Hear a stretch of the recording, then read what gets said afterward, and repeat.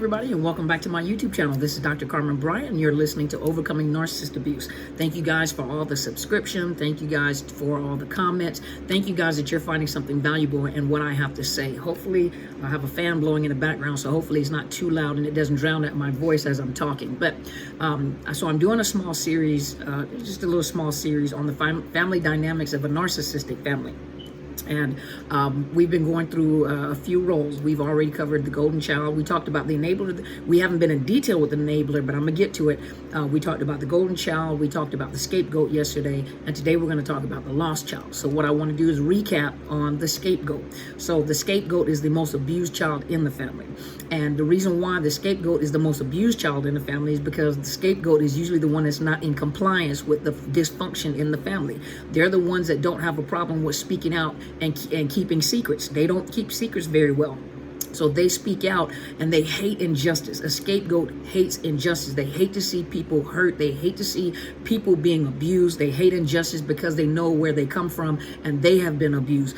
These are the ones that normally as they get older, they do struggle. They become, when I say struggle emotionally because they do come out of a dysfunctional family, but they're usually very intelligent. They cause the most narcissistic injury to the narcissist because they won't comply. Those are the troublemaker children, the ones that appear to be troublemakers in the school.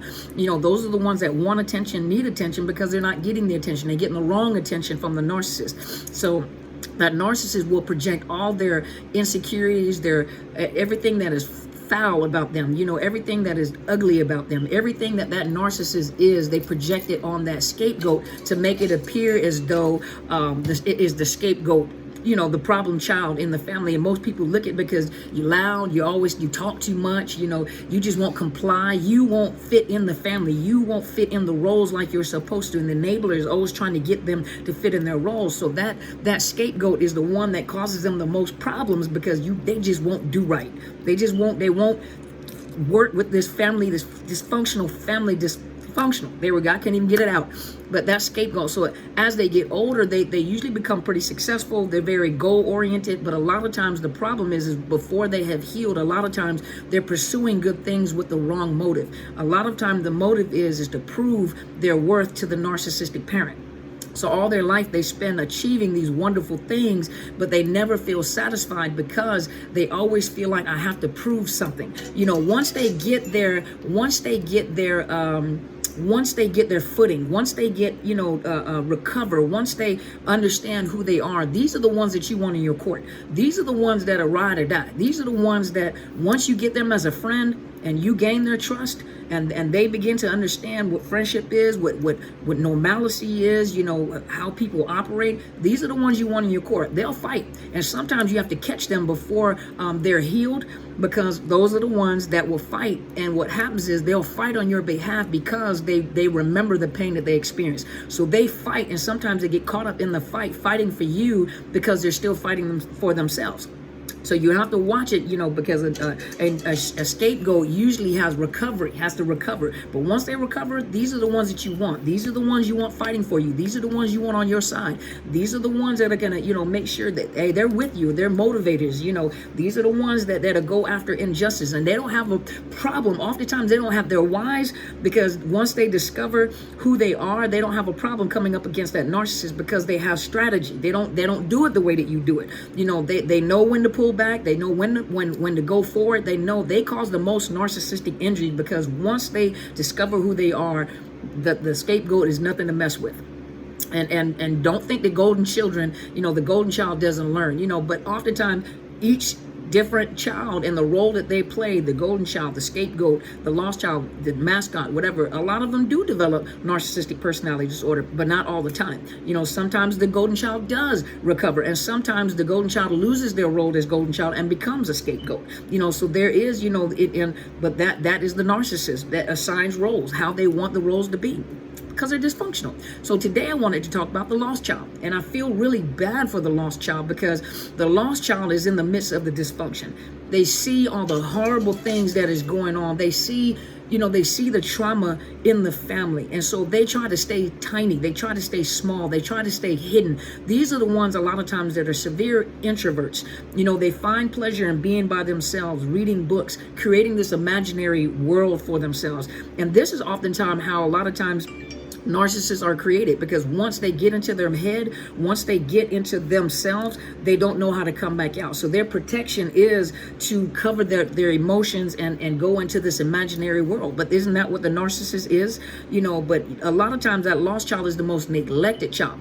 They're the less problematic child because no one ever hears from them. It must not be that bad in the family because you got one that's good, quiet, obedient, stays out of the way, stays out of the misfire. They don't, the narcissist doesn't get any fuel from them, and they they don't get any negative or positive fuel. They really have no value to the narcissist because there's nothing that I can get from you. You're just there. So a lot of times these children are neglected. They're when I say abused, meaning neglected, ignored. A lot of times, lost child, their needs are not met. So a lot of times they're also socially awkward. So they're socially delayed. They don't know how to have relationship. They have problems with communication. No one really communicates with them. They're in their own little world. These are the ones that may become, in their own little world of fascination on videos or, whatever. One of the things that it is recognized with, you have to excuse me because it's just texting in the background, and I apologize. Sometimes it disrupts my thought, but I'm gonna keep going. But a lot of times with the lost child, when the lost child gets older, these are the ones that are just very awkward. Even the family looks at them as being awkward, and you're weird, and you're talking to yourself all the time. You have this imagination and this, they draw, they create this world of, where they become the hero in the world, and watching television where they act it out in their minds. They're not easy, it's not easy to talk to them. It's not, they just don't feel comfortable. These are the ones that prefer to stay by themselves. They don't want to interact with people. A lot of them become just by themselves, maybe with a cat or something like that.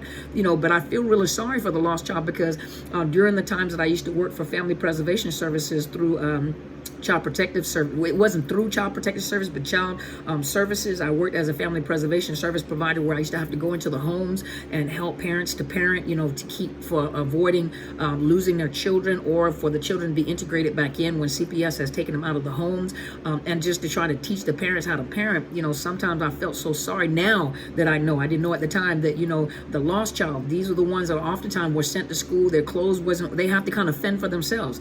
They'll make their own lunch somehow, their clothes wasn't washed. They go to school smelly, unkempt. Their teeth are not brushed. They don't have dental care. They get sick. They're kind of on their own. They'll recover. So these kids are very neglected. And I feel so sorry for them because they're neglected children. So they're having to try to figure out the world by themselves. And I'm trying to think if I know anybody that was a lost child. They're very timid people. A lot of times they have a lot of problems with anxiety and depression. But they have a hard time, talking to people. They're very awkward. Even as adults, they're very awkward. And sometimes they do withdraw into this place of, with the narcissist, they go into this place and they lock themselves in where they don't have any emotions. They realize that to have emotions, to cry, to express my needs is never going to be met. So I'm just going to be quiet and stay out of the way. As long as I stay quiet and stay out of the way, I'll be okay.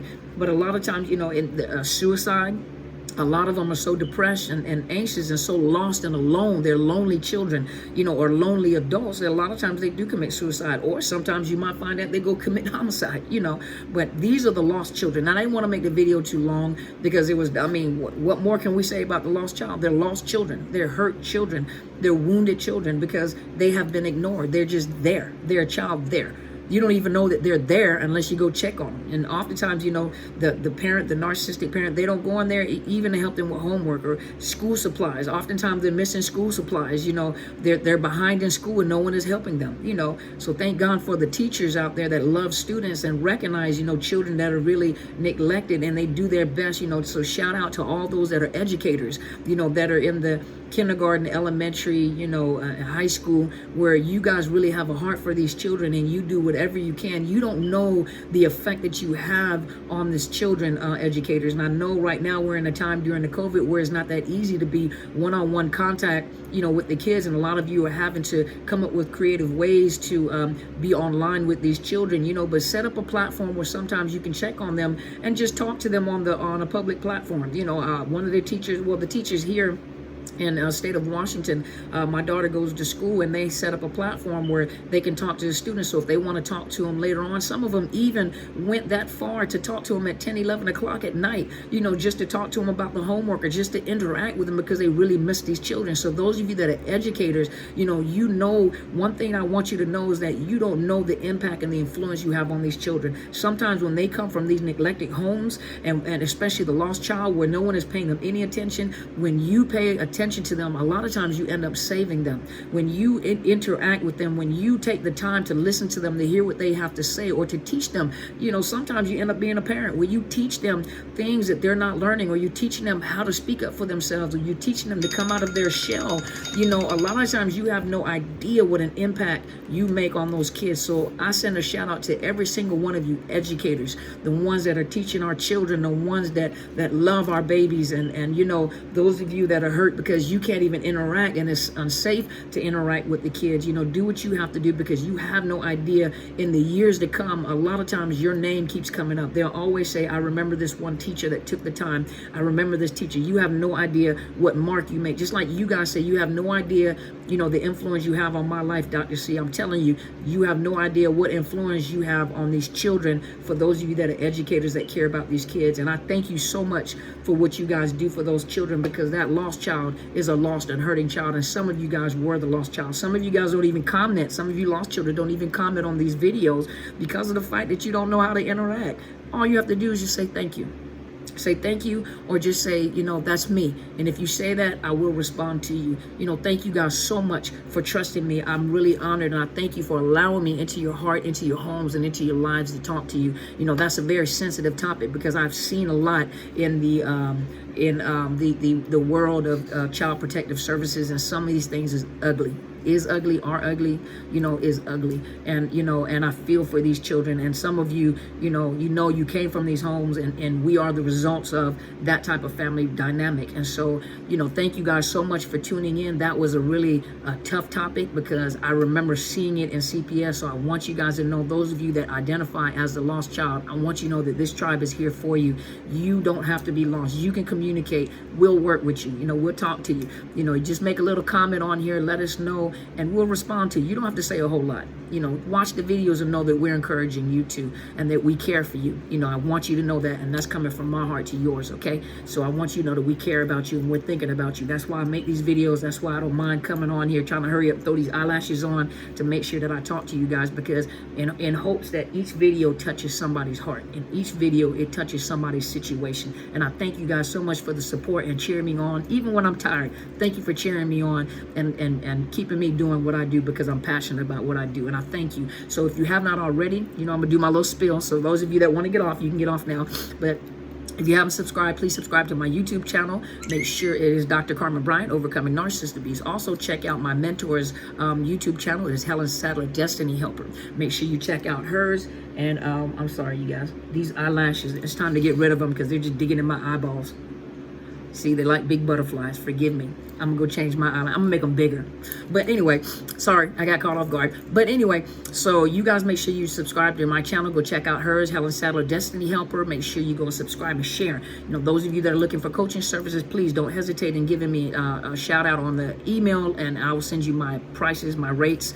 If you need counseling, I cannot provide you with counseling unless you're in the state of Washington, but my slots fill up really fast. You can go on my sponsored link, which you'll find right under the YouTube video. It is BetterHelp.com/Dr. Carmen, and you will get a 10% discount because it is a sponsored link. And you can tell them that if you are having some financial problems, they'll help you out with a grant, you know, to get you a licensed counselor within your state. You know, you can talk to them online, and they give you a nominal fee. It's a good fee for licensed therapists. You can go look on the site itself, and you'll see articles about narcissist abuse. When you're looking for the counselor, ask them about trauma, you know, their experience with dealing with domestic violence and trauma and psychological abuse. Ask them about, you know about psychopaths and sociopaths, you know, the effects that they have on families and stuff. Sometimes they don't really understand the narcissist aspect of it, but, you know, just ask them questions like that. And many people have, you know, talked to me and said that they really had a good experience. And it's better to get counseling first to deal with your emotional issues, you know, especially talking about the lost child. Think about it, you know, deal with the emotional issues first, the mental health issues first, then go look for a coach to help you maneuver, okay? So thank you guys once again. Make sure you check out my book, Unmasking the Illusion of Perfection, Barnes & Noble's. and Amazon. You can find it on there. Thank you guys so much for being here. Thank you guys so much for being with me. Don't forget Friday. Those of you that have been inquiring, there is a Zoom. It's a conference, a panel. It would be with Helen Sadler, Destiny Helper, myself, a friend of mine, Bridget Griffin, who is a legal advocate at the YWCA, Miss Mavis Washington, who is a former intake specialist with major insurance company. I used to have to listen and hear about domestic violence. You don't want to miss this. This is tomorrow, Friday. I put the flyer out. Go look on my YouTube community tab and Facebook. You'll find it. I put the so most of you guys are wondering how can you join. Just download Zoom. Go look on the computer and get Zoom. And when you get Zoom, it has the dial-in information on there. You'll be on screen. I'll be able to see you guys. So if you don't want to be seen, but I'll be able to see you guys. So I'll be looking up at the top to look at everybody's faces to see what you guys look like. And you don't have to put your real name if you don't want to. You can put your screen name for YouTube, and I will recognize who you are. And so I'll be looking at your faces up at the top. But I'm excited about it. So make sure you guys are there tomorrow, okay? And it is, I believe, I can't recall the time. I don't have the flyer sitting right in front of me. But just go look at the time and make sure you guys are there. All you have to do is just download the Zoom app or go to Zoom and then just put in the code, and then you'll be waiting for the administrator to let you in. And when you guys are in, you can use your YouTube screen name. You don't have to use your real name. Use your YouTube screen name. And then for those that are Apostles followers and and some of my subscribers, I'll be able to identify you by your screen name. So I appreciate you guys, and I'm excited. And also Saturday, there's another program, which is the domestic violence support on Zoom. I'm going to put the flyer out today as well again, and I'll be talking about trauma bonding. So you want to go to that as well. It's also a Zoom conference. It's a support group. So you guys make sure you're there so you guys can get in. For her, you have to email her so she can give you the code to get in. But I appreciate you guys. Thank you guys so much, and you guys go and be great.